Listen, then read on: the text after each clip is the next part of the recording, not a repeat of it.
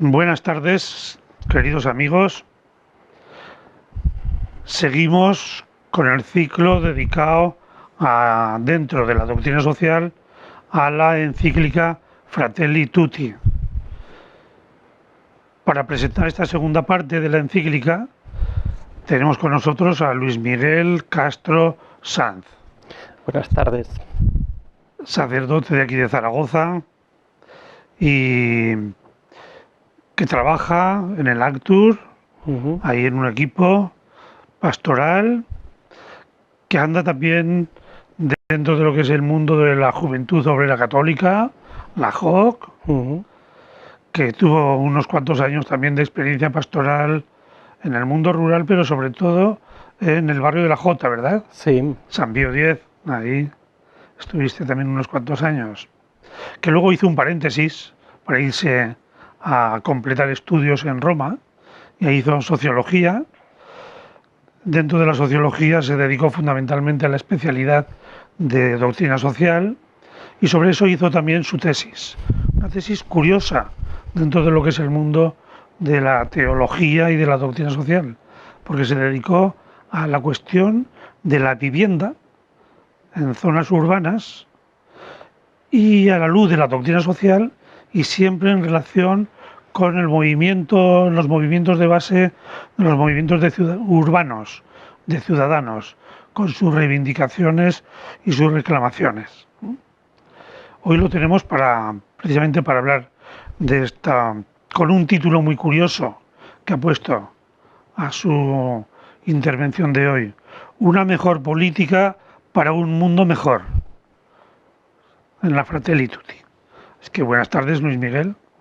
Pero Buenas tardes. permíteme antes de nada una cosa muy curiosa que a mí me llama la atención, que, que me parece que el título de tu charla o de nuestra entrevista es un poco provocador, incluso para algunos yo diría aterrador.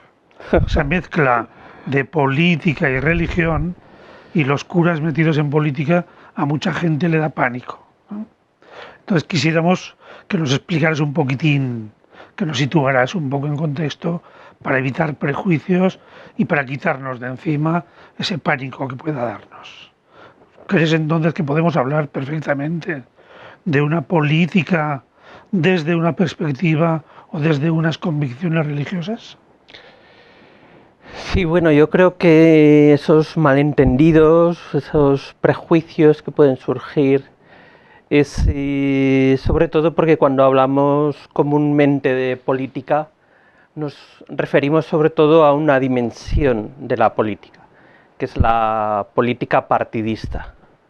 En cambio, yo creo que si usamos la palabra política sin adjetivos, la palabra política a secas, el significado que tiene es mucho más básico y general. Se refiere a algo que, que nos afecta y que nos incumbe a todos, ya que como seres humanos pues somos seres sociales y entonces pues estamos hechos pues para convivir con los demás.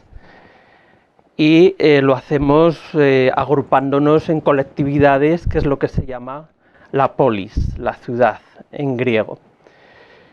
Entonces, política vendría de esa palabra, de la palabra polis, y haría referencia a todas esas actividades que tienen como objetivo organizar y gestionar esa colectividad, lo que llamamos la polis.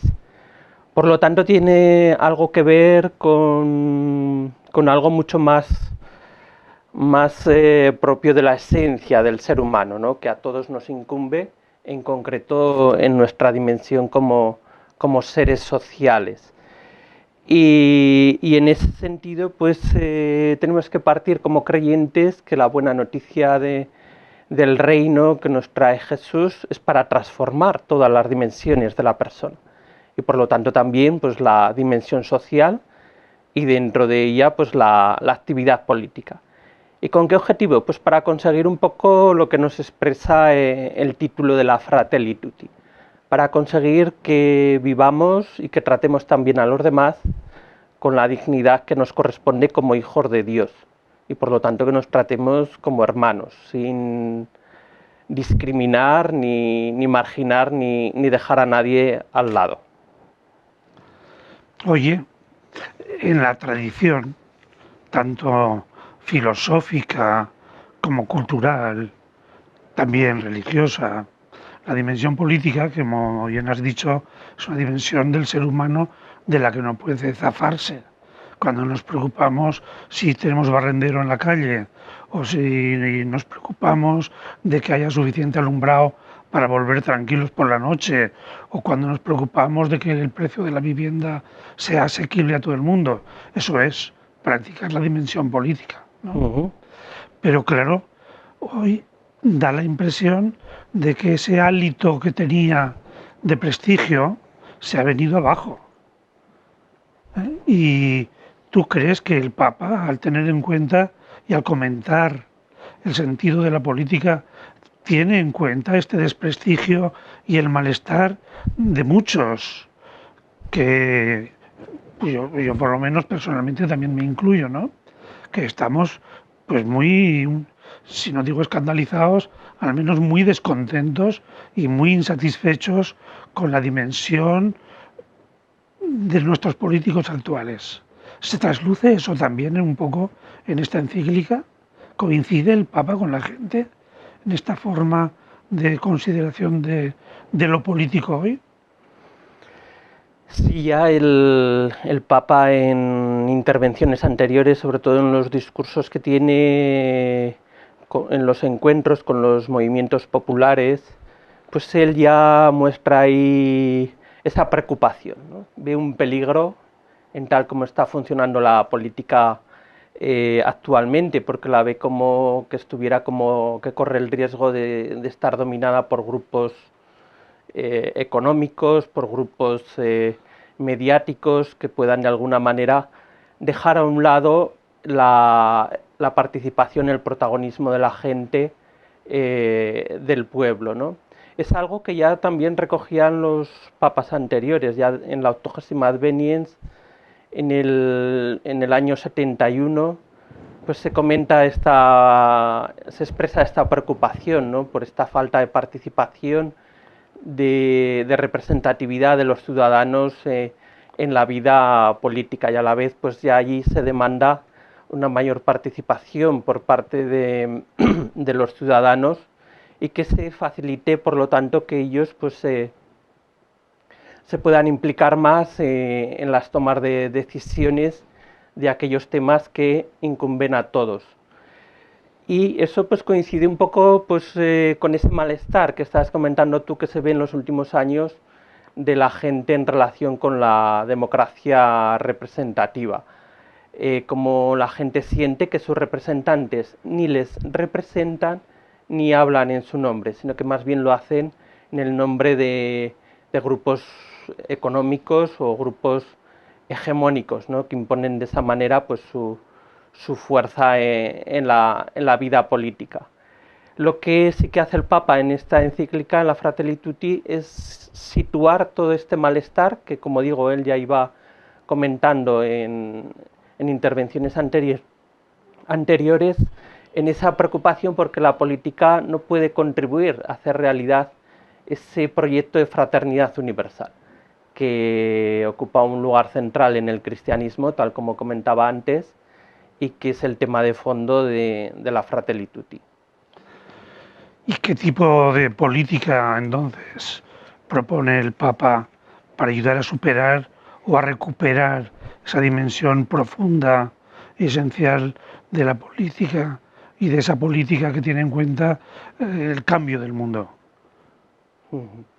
Él en concreto critica dos maneras de hacer política que él dice que están impidiendo pues hacer un mundo más abierto, donde se sientan incluidas las poblaciones más débiles, se respete las diversas culturas, haya un lugar para todos, que serían por un lado el populismo y por otro lado el individualismo. Vamos a comentar un poco el primero, ¿no? El populismo, que está ahora actualmente en boca de todos, y que hay tantos líderes internacionales que podríamos decir que forman parte de esta corriente, ¿no? Dice el Papa que el populismo es una una falsa solución, ¿no? Porque aprovecha ese malestar del pueblo por no sentirse representado, vendiendo un poco la idea de que él, el populismo, va a garantizar ese protagonismo del pueblo. Pero en el fondo, el líder populista no quiere a la gente, no la aprecia, no la trata como auténticos hermanos, sino que más bien pues se aprovecha de ellos, no les manipula para conseguir lo que él de verdad está buscando, que es mantenerse en el poder. Sería de alguna manera una versión actualizada de la doctrina política que ya sostenía Maquiavelo en el siglo XVI. Y como también se le atribuye a él, ¿no?, esa frase de el fin justifica los medios, aunque no fuera de él, pues como también el líder populista está dispuesto a cualquier cosa con tal de mantenerse en el poder. Está dispuesto, por ejemplo, pues a exacerbar las inclinaciones más bajas, más egoístas de la gente, como es el miedo al diferente, el miedo al emigrante. Está dispuesto también a avasallar a las instituciones democráticas, a la legalidad, como hemos visto recientemente en Estados Unidos, o está pensando en centrarse solo en satisfacer los efectos gratificantes, los sentimientos gratificantes en la gente a corto plazo, ¿no? Como ya hacía el Imperio Romano en esa frase, ¿no?, que se resume de pan y circo, ¿no? Y por lo tanto, dejando a un lado, sin fomentar que a la vez la gente pues se esfuerce, piense en proyectos a largo plazo, en los que ella se implique de una manera protagonista, ponga de su parte y participe pues con su creatividad, ¿no?, y sus capacidades. Ahí, si estamos atentos, hay ciertas políticas sociales en nuestro país que depende cómo se apliquen, cómo se orienten, cómo se desarrollen, pues pueden llegar a fomentar también ese peligro del populismo. En cuanto al segundo, el liberalismo, pues es bueno que el Papa hable sobre esto, porque en el debate público actualmente pues no se habla normalmente se habla mucho del populismo, pero del liberalismo y de sus consecuencias negativas normalmente no se habla. Y así pues si antes el populismo pues cuenta con el pueblo, pero para manipularlo, aquí en el liberalismo directamente no hay pueblo. No existe nada que nos una a las personas, no hay ningún lazo social ni cultural, ningún proyecto común, ninguna identidad, ningún sueño colectivo. Lo único que hay son individuos con sus intereses particulares, consumidores que lo único que buscan es satisfacer sus propias ambiciones sin tener en cuenta a los demás, ¿no? Lo cual pues para el Papa imposibilita el plantearse y el hacer realidad pues un proyecto común que pueda buscar el bien de toda la humanidad, que pueda buscar el bien común y por lo tanto que se haga realidad una genuina política, ¿no?, que consiste exactamente en eso, en buscar el bien común.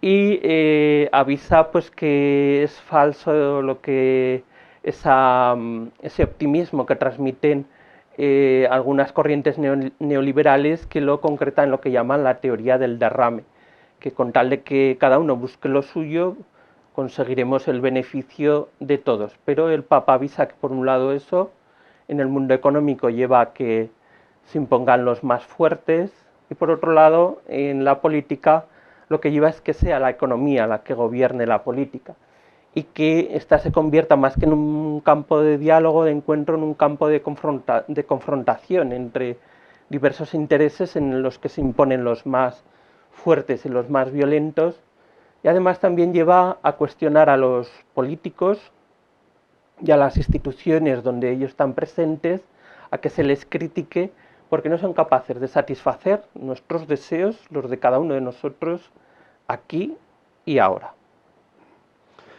Bueno, en ese dibujo bipolar de esa política actual, entre populistas y liberales, ¿qué propuesta haría el Papa en la encíclica para tratar de conciliar esas posturas?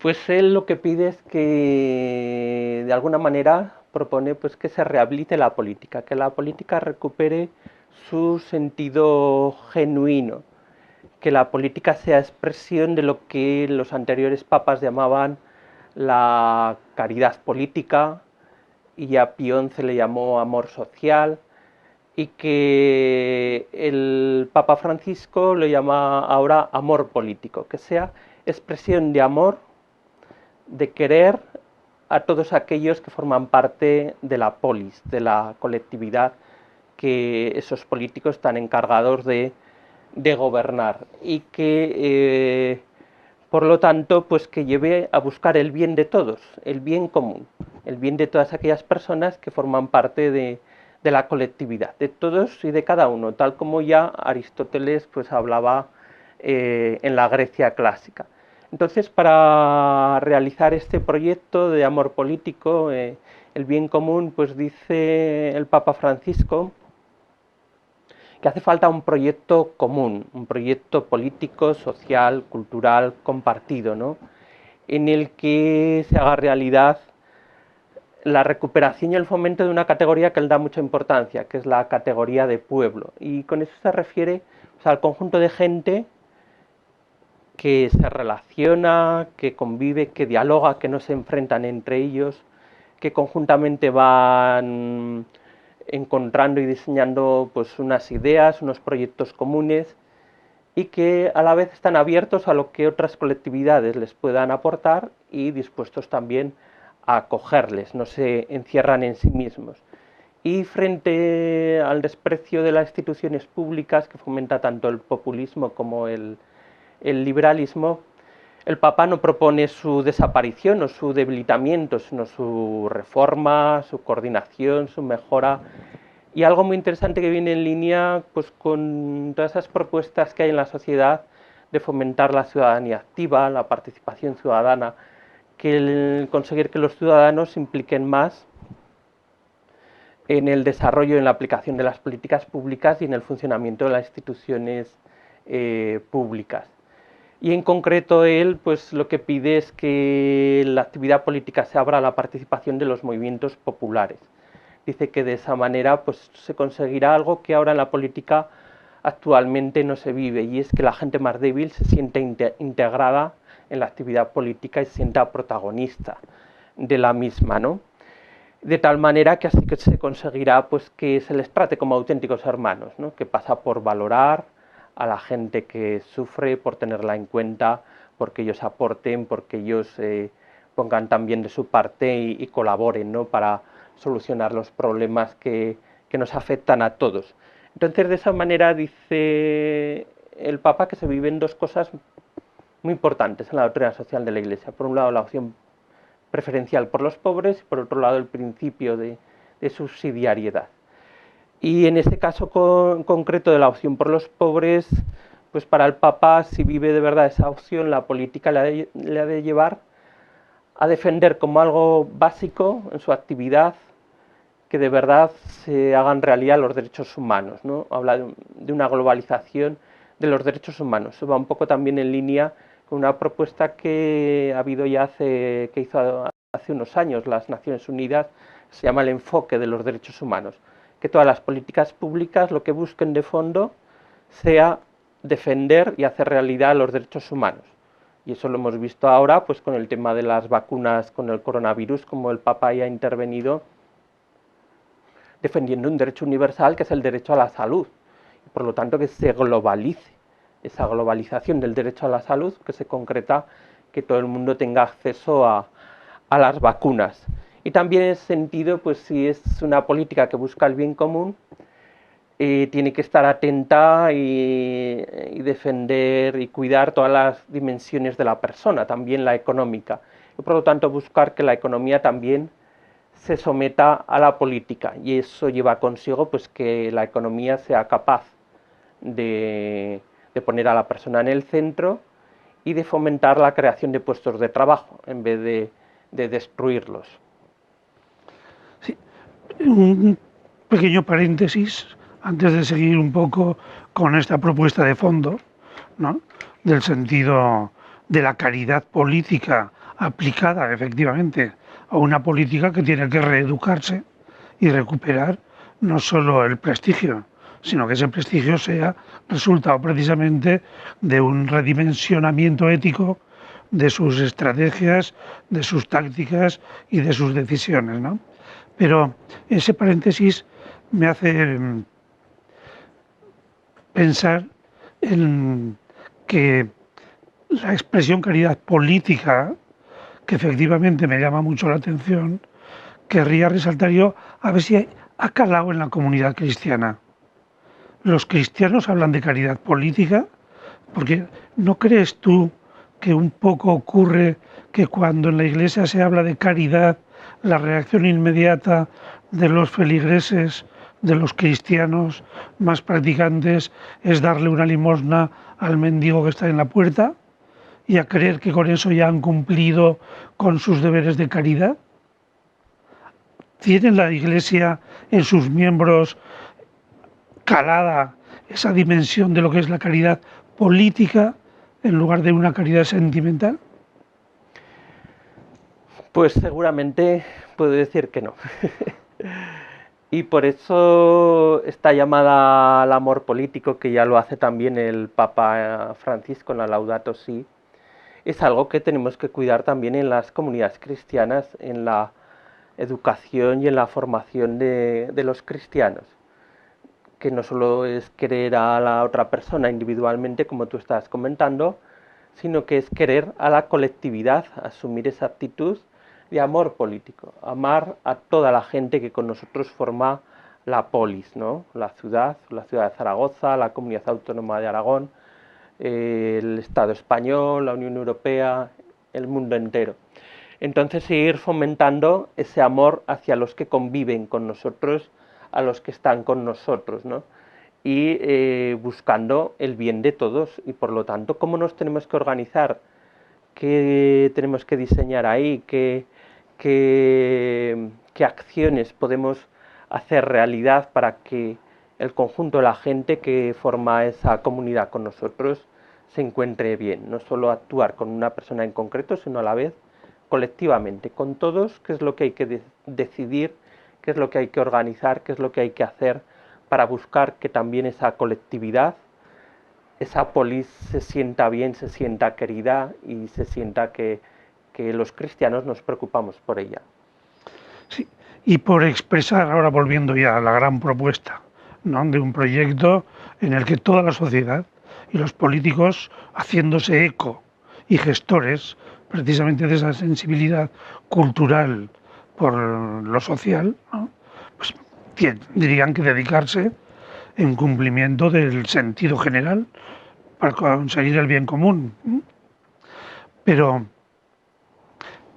tienen los políticos, cómo que habría que inculcarles que esa sensibilidad que busca el bien común y debe buscar el bien común se traduce en términos sencillos, fundamentalmente en crear puestos de trabajo? El tema es cómo educar a los políticos, ¿no?, en vivir su compromiso y su acción política desde esa dimensión del amor político, ¿no? Ya la Gaudium et Spes pues habla de cómo educar a todos los ciudadanos para que puedan prepararse a asumir sus responsabilidades en la comunidad política, y también se habla cómo ya ir preparando a los políticos para vivir esa dimensión del amor político en su compromiso diario, ¿no? Pero el Papa Francisco ahí quiere concretarlo un poco, ¿no? Cómo educar a los políticos en el amor político, y por eso dice que cuando terminan el día, cuando terminan su labor, se tienen que preguntar: ¿cuánto amor puse en mi trabajo? Y eso el Papa dice que se traduce en una serie de preguntas. ¿En qué hice avanzar al pueblo? ¿Qué marca dejé en la vida de la sociedad? ¿Qué lazos reales construí? ¿Qué fuerzas positivas desaté?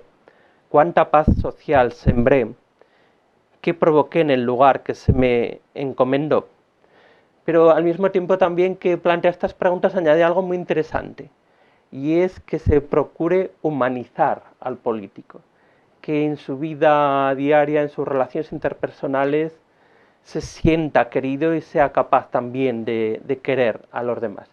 Y así cuando desempeña su labor política también le salga espontáneamente el querer, apreciar, el preocuparse por la gente que tiene a su cargo y que busque por lo tanto el bien de todos ellos, ¿no? Y ahí pues también creo que hay que tener en cuenta dos detalles, ¿no? Por un lado, pues el Papa lo que nos está indicando es la deshumanización, ¿no?, que a veces percibimos en nuestros políticos, y también por otro lado que a la hora de educar a una persona no solo valen las teorías, sino también la experiencia, ya que todos sabemos que en el fondo lo que transmitimos es aquello que hemos experimentado antes, que hemos recibido antes. Creo que esto es una labor muy a largo plazo y muy difícil, porque el Papa efectivamente se dirige de una manera preciosa, muy literaria, casi poética y muy cercana a los políticos como personas. Pero sabemos que la política a nivel nacional e incluso a nivel local está muy lejos de ser una cuestión de personas. Es una cuestión de estructuras, de grupos, de partidos, ¿no? Y las decisiones y quienes eligen a los futuros dirigentes son precisamente estas estructuras, ¿no?, electorales, de presión, de interés, etcétera, etcétera. Entonces, si es difícil ya poder plantearlo a nivel nacional, ¿cómo plantearlo a nivel internacional? Donde la política se hace todavía mucho más compleja. ¿Tiene el Papa algo que ver con esto?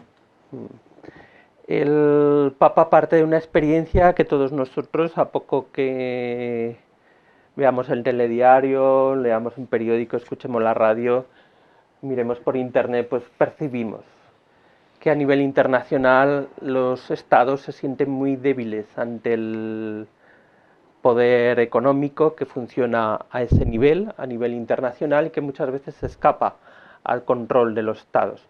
Entonces, un poco pues para fomentar el bien común a nivel internacional y que por lo tanto la política sea la que gobierne a la economía y no al revés, el Papa lo que pide es que las instituciones internacionales pues se fortalezcan, ¿no? Y por eso pide una reforma de la ONU. También pide que las autoridades que se designen a ese nivel sea de una manera equitativa, participando de manera igualitaria pues todos los gobiernos en su elección, y también que esas autoridades estén dotadas de poder para sancionar cuando ven que no se garantiza el bien común o la defensa de los derechos humanos. Por eso también pide que a nivel internacional se llegue a una serie de acuerdos, de objetivos comunes, de normas básicas, que todo el mundo se comprometa a cumplirlas, ¿no?, y que vayan sobre todo en esa línea de la defensa de los derechos humanos también ahí, y por lo tanto pues exige el Papa pues que se mantengan los acuerdos que se suscriben, que no se puedan saltar o violar, que se fortalezcan también por los instrumentos normativos que favorezcan una resolución pacífica de los conflictos, y que se favorezcan los acuerdos multilaterales entre los estados, ya que dice que eso contribuye a evitar el abuso hacia las naciones más débiles, ya que cuando un acuerdo es bilateral entre dos estados, si es entre uno más fuerte y otro más débil, el más pequeño siempre se queda indefenso ante las imposiciones del más fuerte. También él pide que, igual que a nivel nacional, como hablaba antes de esa regeneración de la democracia a través de los movimientos populares, pues que también a nivel internacional se tenga en cuenta a las organizaciones de la sociedad civil, que se les anime a seguir participando y a seguir implicándose en la política internacional. Entre otras cosas porque es una manera de ejercer el principio de subsidiariedad, ya que de alguna manera pues suplen esa todavía débil estructuración de la comunidad internacional, ¿no?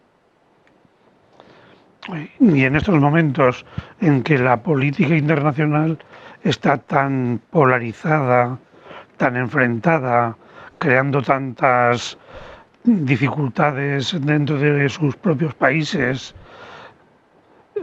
Por lo que dices, el Papa también insiste en la cultura del diálogo. ¿Tú crees que tal como propone el Papa, esto puede darse y puede tener unas buenas consecuencias en la política internacional? ¿Una cultura del diálogo? Ujú. Hay que tener en cuenta, por eso el Papa también es consciente, ¿no? Que hoy en día, tanto en la política internacional como también en la política nacional, pues lo que prolifera más bien, y de ahí surge también esta encíclica como un motivo de fondo, pues lo que más está proliferando son los fanatismos, las visiones de la realidad, las lógicas totalmente cerradas y que no quieren saber nada de otras maneras de ver la realidad, los enfrentamientos, las tensiones, las protestas violentas. Entonces, para ir superando todo este ambiente de tensión, de enfrentamiento, de desconfianza hacia los que piensan diferentes, pues como tú comentabas, pues el Papa pues propone fomentar el diálogo, pero dentro de lo que él llama la cultura del encuentro, ¿no? Que se busquen puntos de encuentro, se tiendan puentes con los demás, que se busque realizar de alguna manera esa imagen que él valora y aprecia tanto, que es la del poliedro, ¿no? Donde de alguna manera se recogen las diferentes formas de ver las cosas, de ver la realidad, y se integran en un proyecto común, en un proyecto de pueblo. Entonces, para eso, el medio que propone, como tú comentas, es fomentar el diálogo. Pero él avisa que no vale cualquier diálogo, no valen los debates que actualmente hay, incluidos los debates de tipo político, porque en ellos más bien los diálogos se han convertido en una especie de monólogos, ¿no? Cada uno cuenta su punto de vista que de alguna manera a lo largo del debate recorre un camino paralelo al de los otros puntos de vista que aportan los otros participantes sin buscar ningún punto de encuentro. Incluso dice pues que se fomenta que en esos diálogos inmediatamente nada más empezar pues ya cada uno de los participantes pues ya ataque directamente al otro y de alguna manera lo desprestigie. Y luego como ve que detrás de muchos debates pues hay grupos de poder que lo que intentan es influir para que la opinión pública pues se ponga de su parte en vez de intentar buscar el encuentro y la verdad. Entonces ante eso él propone que el diálogo sea un dar y recibir. No solo yo hablo, sino también estoy dispuesto a encontrar en el otro algo válido, algo que me pueda aportar, algo que me pueda servir.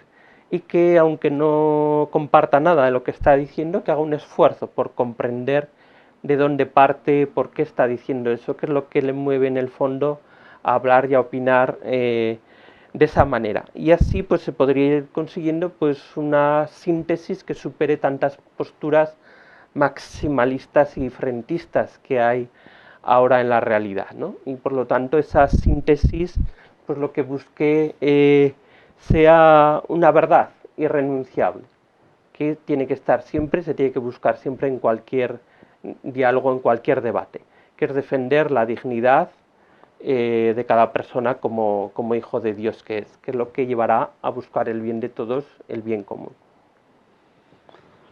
¿Y crees que es posible que en esta bipolarización tan drástica, esa invitación de un diálogo en el reencuentro, en la superación de las distancias, en la construcción de puentes que propone el Papa, ¿crees que eso hoy es realista y es posible? Sí, él propone que se busque caminos de reencuentro, de reconciliación, en los cuales pues, participen auténticos, lo que él llama artesanos de paz, que, entre los cuales él incluía a los políticos y por eso pues, pide a los propios políticos pues, que evite manifestaciones públicas violentas o que las azucen por detrás, que no transmitan la impresión de que la reconciliación o el reencuentro pues es cosa de débiles y que no llamen los políticos a actuar como si no hubiera pasado nada o directamente a olvidar cuando ha habido enfrentamientos, ha habido problemas, ha habido situaciones violentas anteriormente, sino que lo que pide el Papa es que los políticos animen a asumir el pasado, ¿no? Para poder afrontar y poder liberar el futuro. Por lo tanto, que se busque lo que de verdad pasó ahí en ese conflicto, en esa confrontación. Hay un derecho a saber qué pasó, ¿no? Y que por lo tanto eso nos libere de proyecciones, de confusiones que nos pueda dificultar un proceso de reconciliación en el futuro. Lo que pide es que se haga memoria de todo ese proceso, pero una memoria completa, no solo de los sufrimientos, sino también cómo hubo personas en aquel proceso complicado y violento que fueron capaces de ayudar, de tener misericordia por aquellas personas que eran sus enemigos. Y de alguna manera pues se puede decir que se haga memoria del bien, lo cual puede facilitar en el futuro ese reencuentro, esa reconciliación, ya que si entonces la gente en esa situación tan complicada fue capaz de esos gestos, pues ahora también se pueden hacer. También a la vez pide pues que no se imponga el perdón o que el ofendido se vea obligado a renunciar a sus legítimos derechos a ser defendido, a sentirse defendido. La víctima pues merece la máxima dignidad posible y por lo tanto se ha de evitar cualquier signo de impunidad. En el fondo lo que se trata es de buscar la justicia sin destruir al otro, sin caer en la venganza, ¿no? De tal manera que se posibilite el recuperarlo y la reconciliación. Por eso a la vez el Papa pide a los políticos que ayuden a las partes a encontrarse, a hablar, a compartir desde esa visión del diálogo que comentaba antes, ¿no? Y que